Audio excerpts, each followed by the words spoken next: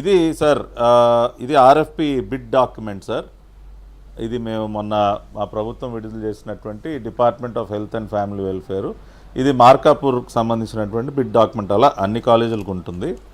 దీనిలో చాలా స్పష్టంగా ఎనెక్సర్ 1 అగ్రిమెంట్ కాపీగా ఉంటుందండి. దీనిలో వాళ్ళు చాలా క్లియర్గా ఏం రాస్తారంటే, ద పార్టీస్ హియర్ బై అండర్టేక్ that in the event it is declared as the selected bidder and awarded the project, it shall incorporate a special purpose vehicle under section 8 of Indian Companies Act or a trust under the relevant laws for entering into a concession agreement with the authority అని చాలా క్లియర్గా పెట్టారండి bid డాక్యుమెంట్లో.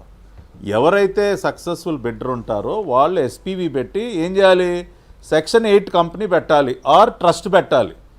Section 8 company అంటే ఏంటి, దానిలోంచి ఎవ్వరు కూడా పైసా కూడా లాభాలు బయటికి తీయటానికి అవకాశం ఉండదు. దానిలోంచి వచ్చే ప్రతి రూపాయి మళ్ళీ ఆ సంస్థకే ఖర్చు పెట్టాలి. అది సెక్షన్ 8. ట్రస్ట్ అయినా అంతే కదా. అదే ఇప్పటివరకు నాకున్న అవగాహన ప్రకారం మీరే ఇప్పటి వరకు నాకున్న అవగాహన ప్రకారం any educational institute get permission with in the name of trust, charitable trust or trust whatever, ఏ ఎడ్యుకేషన్ ఇన్స్టిట్యూట్కి అయినా ప్రైవేట్ ఇన్స్టిట్యూట్కి అది ట్రస్ట్ అయితేనే పర్మిషన్స్ ఇస్తారు నాకున్న అవగాహన మేరకు. సార్ కాదంటే సరి చేయండి. సార్ అన్ని ప్రైవేట్ కాలేజీలు కూడా వాళ్ళ మెడికల్ కాలేజీలు ట్రస్టుల రూపంలో ఏం లేవు సార్.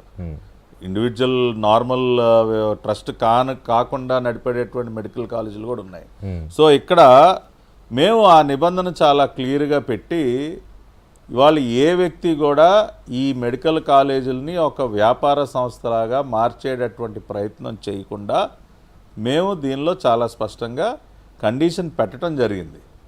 కాబట్టి ఆ విధంగా మేమేమి ఇదేదో మాకు కావాల్సిన ఏదో కొంతమంది వ్యక్తులకి ఏదో వాళ్ళకేదో వాళ్ళు మేకింగ్ క్లియర్ దట్ ఈ పీపీపీ అనే దాన్ని ఇవ్వడం వల్ల ఈ కళాశాలలని ప్రైవేటైజ్ చేసినట్టు కాదు, అలాగే సీట్లు ప్రైవేట్ మేనేజ్మెంట్ 50% సీట్లు అమ్ముకుంటారు, వాళ్ళ షేర్ ప్రకారం అమ్ముకుంటారు అనే అది ఆరోపణ అనేది ఒట్టి అపోహ మాత్రమే అని క్లియర్ చేయదలుచుకున్నారు, అంతే కదా.